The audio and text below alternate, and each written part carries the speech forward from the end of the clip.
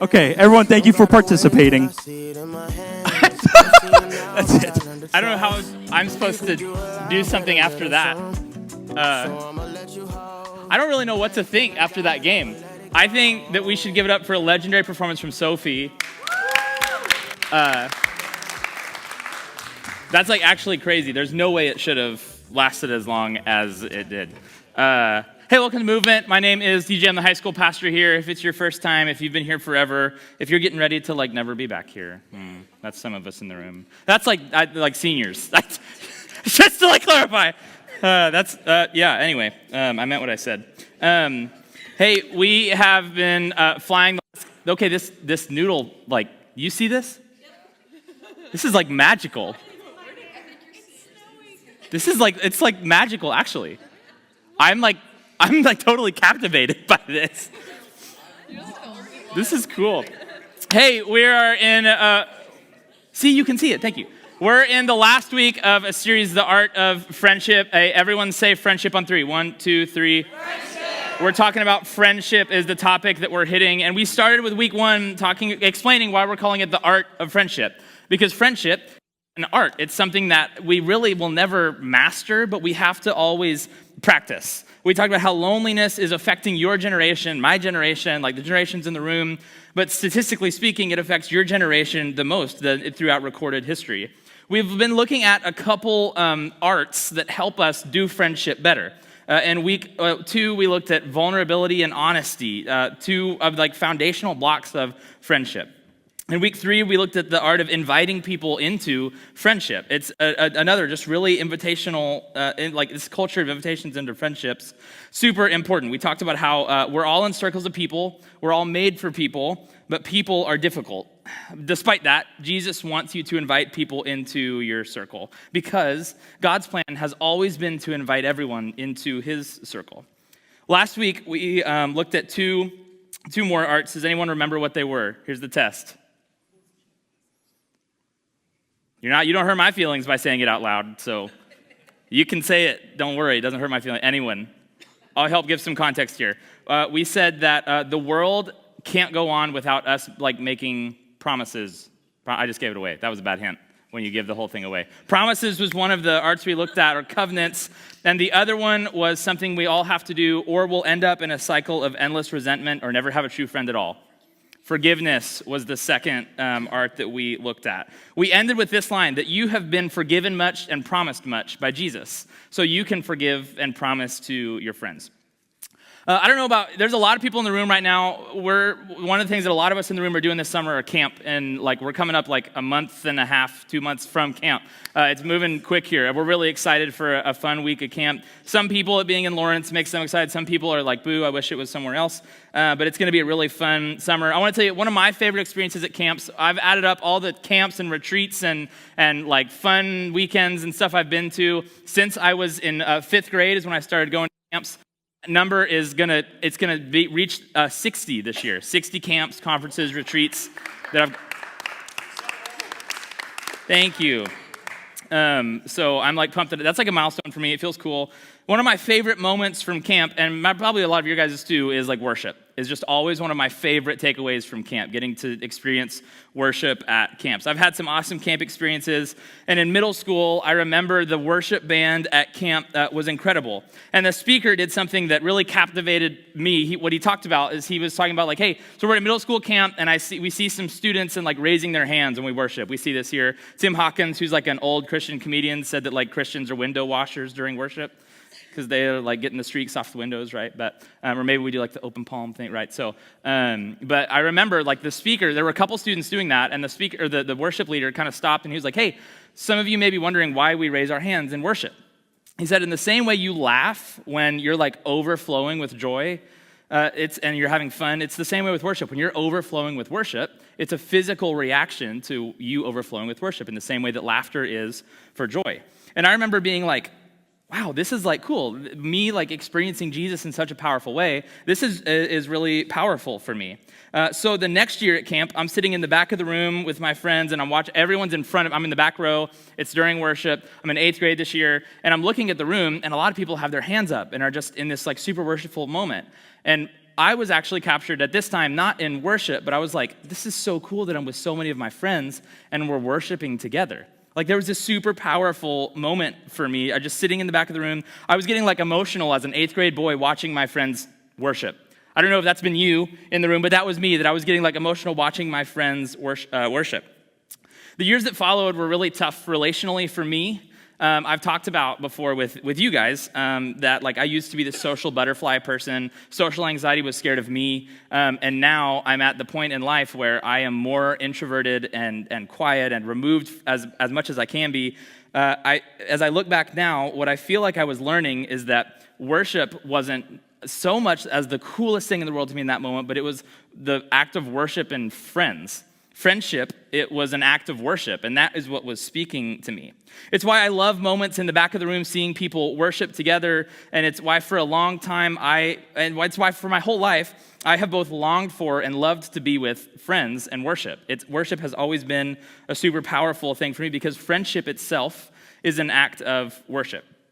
Over the last few weeks, we've looked at essentially what we could call like how to build friendship lore. If we were to write a book on this series, it would be like how to make friendship lore is what we've been talking about the last couple of weeks.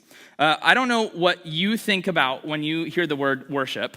Worship is our word for this week. It's the art we're going to unpack. What comes to mind for me, usually it's equally like this feel-good connecting to God thing that helps me feel really full in my relationship with Jesus. I don't know if this is for you too. I also feel like worship is kind of a weapon for me in my faith. It's a way where I can like fight against some of the stuff that I don't like that's happening in my life. And I can like speak Jesus and sing Jesus into the parts of my life that are really difficult. One of the reasons I love worship on Sunday mornings and on Wednesday nights is because I get to like sing Jesus into parts of my life that I don't really know how to speak to. So I get to use worship as a weapon against the hard things that are happening to me. Maybe you do this in the car after a hard day. You like turn on some like worship music and you're like, I just need like some of this music on the way home from school. Maybe it's like what you listen to in the gym because it's like, I really need to be able to push through this workout. It's tough for me.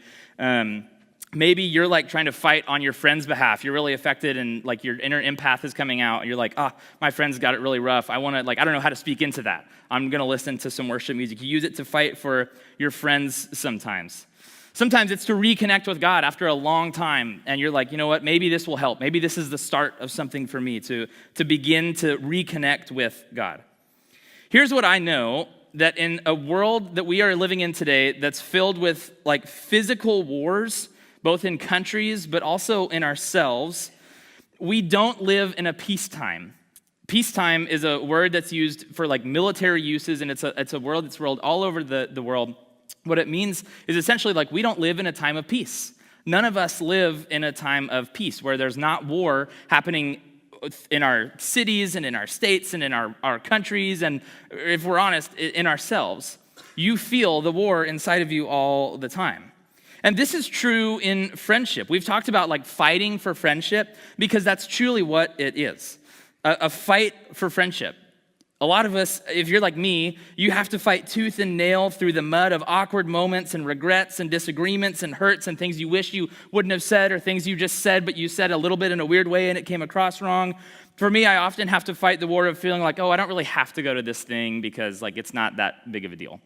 And I have to fight to just like, I don't know if you resonate with this, sometimes I have to physically fight to leave my house to hang out with my friends. I don't know if you've ever been in that boat. That's like not a fun boat to be in, to like have to fight to leave your house, to want to be with your people. It's interesting, 1 Peter, Peter has this verse here. He says, 1 Peter 5, 8, and 9, he says this, stay alert. This is a good place to like have a quick little warning. He says, stay alert. Watch out for the great enemy, the devil. And some of you may have heard this verse, it may be new to you. He says, he prowls like a roaring lion looking for someone to devour. I think it's really interesting that Peter says someone and doesn't kind of really talk about like a group of people or a community of people that like he's telling like he's waiting to devour someone. He's using like a singular person alone. What he follows up with is this. He says this in verse 9. He says, remember, I just told you to stay like alert and be warned because like the enemy is waiting to prowl. But he says, remember that your family of believers, the Bible's way of saying your friends all over the world are going through the same suffering you are.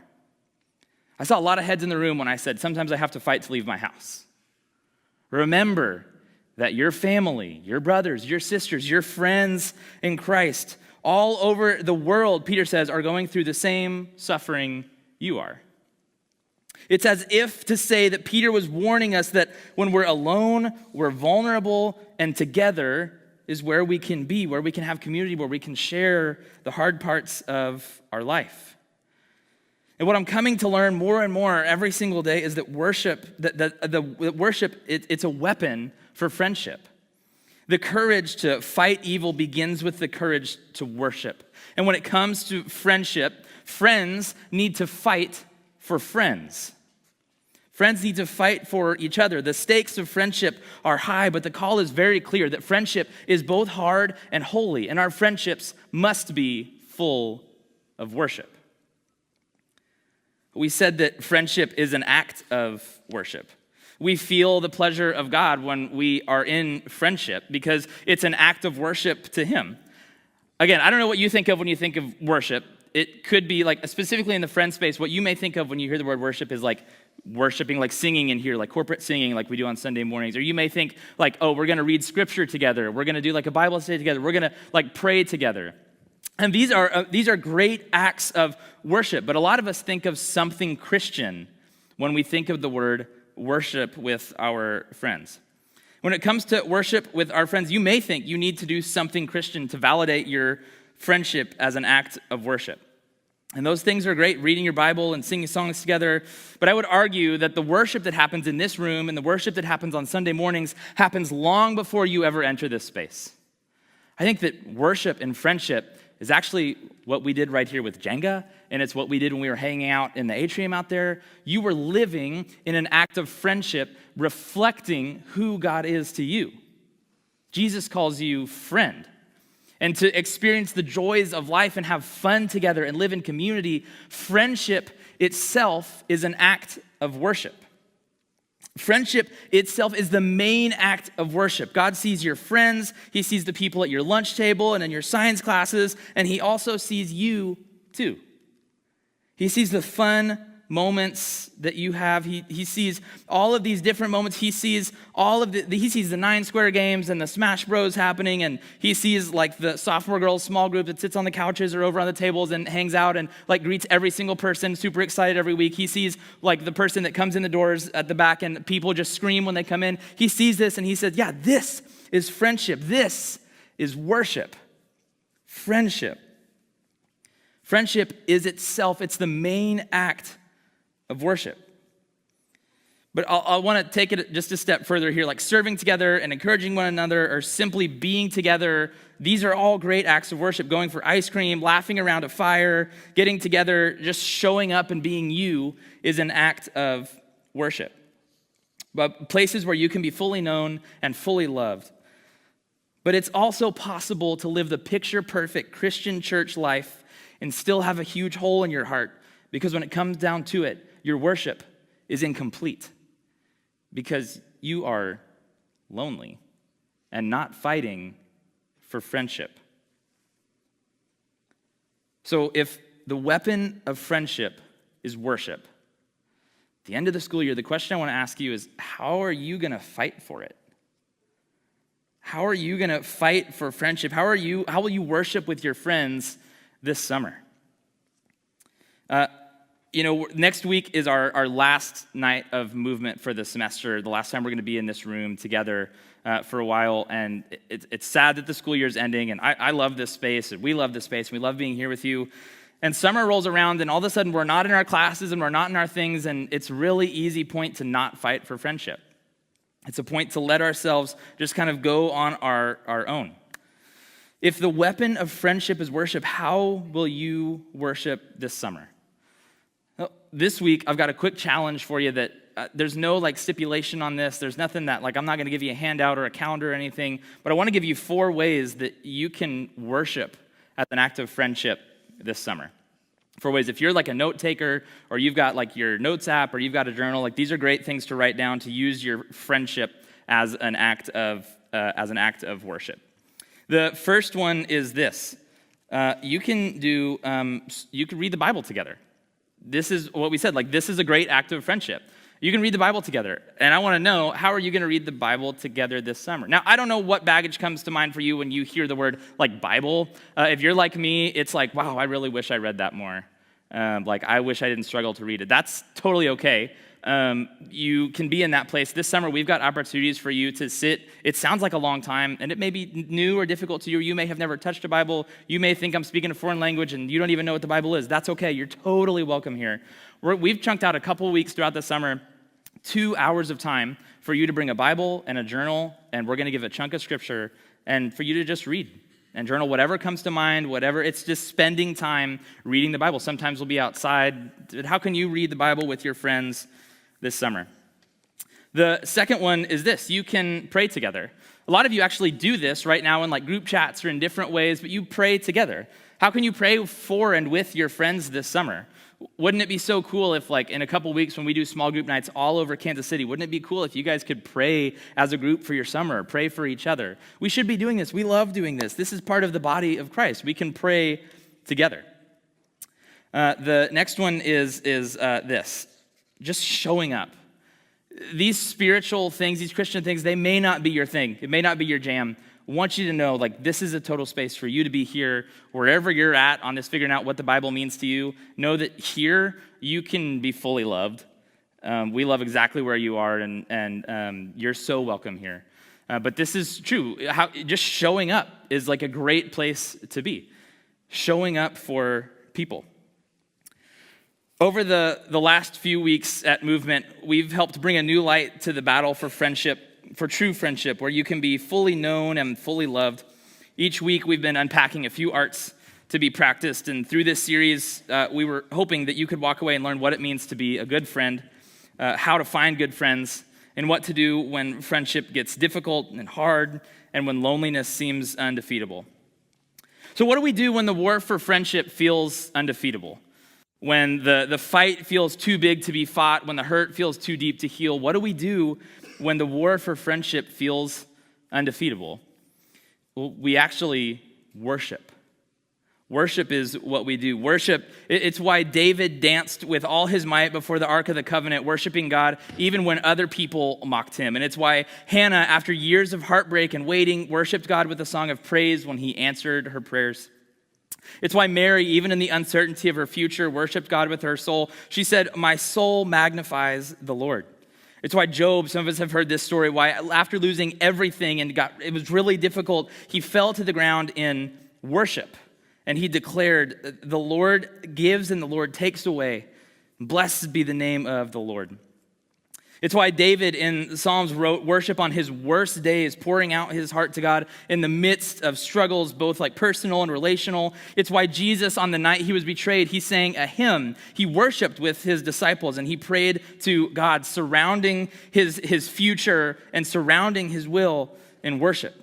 It's why Moses and the Israelites sang a song to worship after God parted the Red Sea and delivered them from Pharaoh's army. They were together. It's why the Israelites marched around Jericho. They were shouting and blowing trumpets in worship, and the walls came crashing down because they worshiped. It's why Paul and Silas sang hymns and prayed while they were locked in prison, together and both separately. It's why they prayed and they sang hymns to be set free. It shook the earth, it shook the prisons, and it set them free. It's why, weird name, it's why King Josaphat sent worshipers ahead of his army to sing praises to God. It's why the early church, when threatened and persecuted, what did they do? They came together to lift their voices, to sing worship to God amidst all the struggles of the early church, amidst all the community mess and all the friendship mess and all the family mess. They came together to sing praises because they knew that this house is a place where people will worship together.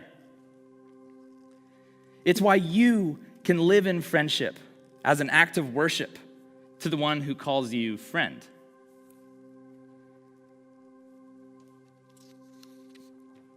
John 15 says this. We started with this verse. Jesus is talking. He says, "There's no greater love than to lay down my life for my friends. You are my friends if you do what I command." It says, "I no longer call you slaves because a master doesn't confide in his slaves." This is crazy that Jesus says this. He's saying this to his disciples. He says it to us because of what he did on the cross. He says, "Now you are my friends." Because Jesus calls you friends, we get to call our friends our friends. Because Jesus shows us that friendship is where you can be fully known and fully loved anyway. It's a reflection of the gospel, how Jesus found us.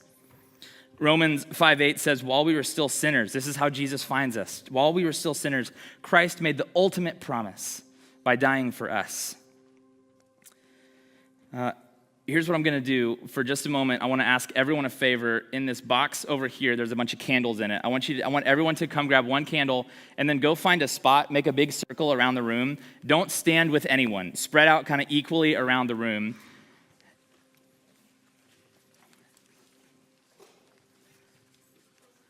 Just grab one candle and go find a spot around the room.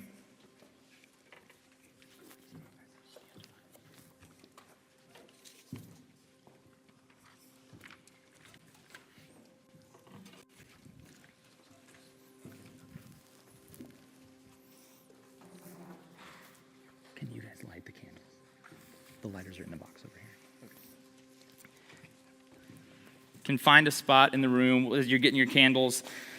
Madeleine L'Engle is a famous author. If you've read or heard the movie A Wrinkle in Time is a book that she wrote that a movie was based on. She's got a lot of books and a lot of just really smart stuff to say. This is what she says. She says, we draw people to Christ not by loudly discrediting what they believe, by telling them how wrong they are and how right we are, but by showing them a light so lovely that they want with all their hearts to know the source of it.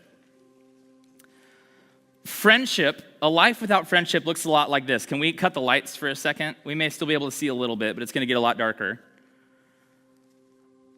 And we can go ahead and clear the screens too. Let's get it as dark as we can in here. A life without friendship starts to look pretty dark. And there are things, we can kind of see some stuff in front of us, but we maybe sometimes don't realize how alone we are until we get to a point in our life when we can't see. What Jesus does is he offers us a light. There's a couple people who have some lighters over here that are just going to light your candle. And then when they light your candle, can you just walk to the person next to you and light their candle? Madeleine L'Engle, when she's writing this story, what she's saying is that we show people to Christ. We show people the gospel. We show people who Jesus is. We don't just do it by telling them about sin or by saying, like, you're a sinner, I'm saved, this is how it works. We don't do it by dragging them to church so that they can see the perfect model life of a Christian. We don't do it by coming to church every Sunday. She's saying that by simply living a life of friendship, other people want to know what the deal is. And as a light starts to spread, what it does is it starts to show us more of what's around us. We start to be able to see more of the things around us. We start to see, oh, there's a chair in front of us. And, oh, by the way, I'm next to someone else. There's someone else standing close to me. This is what the act of friendship does. It helps us see what is in front of us. And pretty soon, as this light of living our life in community with other people starts to spread, it's not as dark anymore. And like we may see shadows around us, but we see other people around us too. This is the same example that's set when we do the same exact practice on Christmas Eve. This light starts spreading all throughout the room, and all of a sudden, this dark room where nobody could really see, we can see the stuff in front of us now. Now, it's not like so bright that we can see everything in front of us. We can't see miles down the road and see everything that's going to happen in the future, but we can see each other. We can maybe see the obstacle in front of us, but we can see each other. This is what living a life of friendship does. The act of friendship is an act of worship itself. This is what friendship does, is it makes it to where you can see a little bit more, you can see what's in front of you, and you know that you've got people around you, with you, to do the hard stuff in life, to face the obstacles. This is what friendship is, because friendship itself is an act of worship, and Jesus calls you friend.